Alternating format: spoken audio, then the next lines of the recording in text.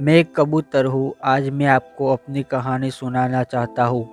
आप सभी मकर संक्रांति पर खूब पतंग उड़ाएंगे, खूब तिल गुड़ खाएंगे।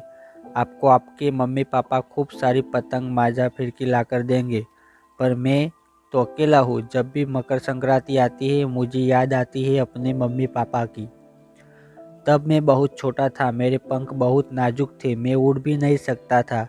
बस मैंने आंखें ही खोली थी, मेरे मम्मी पापा सुबह होते ही दाना पाने के लिए भटकने निकल जाते थे। उस दिन भी वे दोनों मेरे लिए दाना जुटाने निकल पड़े थे। हाँ, वह मकर संक्रांति का ही दिन था। चारों तरफ बहुत शोरगुल था। हर तरफ मस्ती से आवाजें आ रही थी।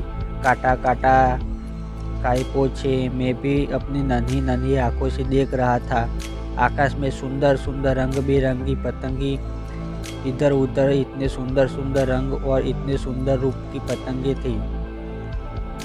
मैं खुदक खुदक कर देख रहा था। तभी मैंने देखा पड़ोस के पेड़ पर रहने वाले चिड़िया के बच्चे खेलते खेलते बाहर निकल आए।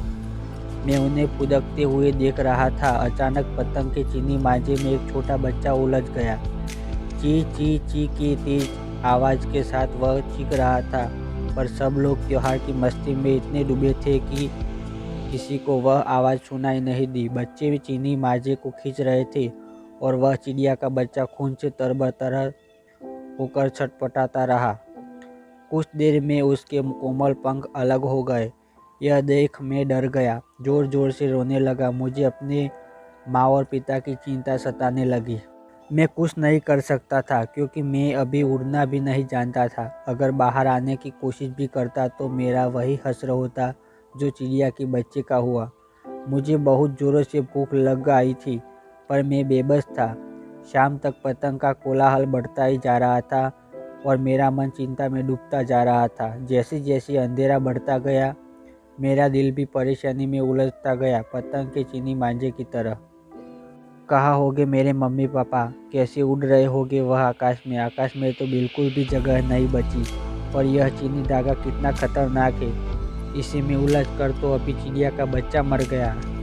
उसके आसपास उसके मम्मी पापा विलाप कर रहे हैं। मेरा मन भारी हो रहा है। क्या करूं, कहाँ जाऊं, किससे पूछ कर देखूं? मैं अकेला अपने घोंसले में भूख और मम्मी पापा की याद में थक कर बेचैन होने लगा।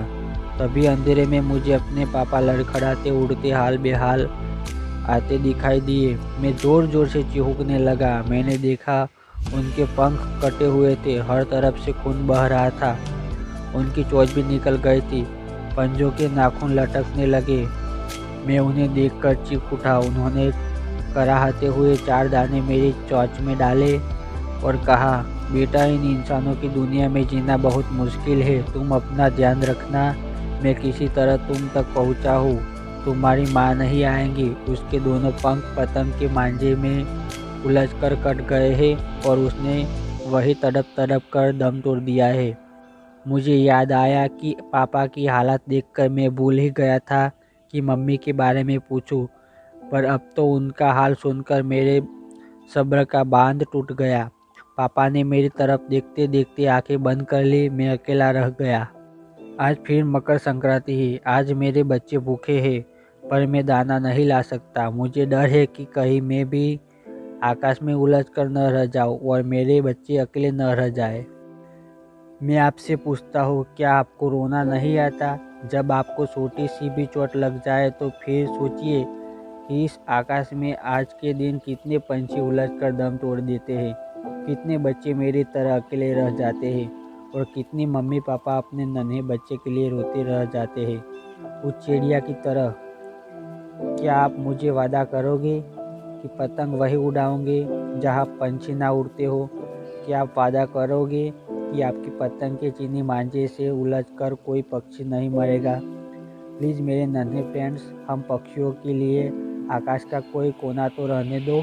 दोस्तों, वीडियो पसंद आया हो तो कमेंट बॉक्स में ज़रूर बताएं और हाँ, हमारे चैनल को लाइक शेयर सब्सक्राइब ज़रूर कर देना।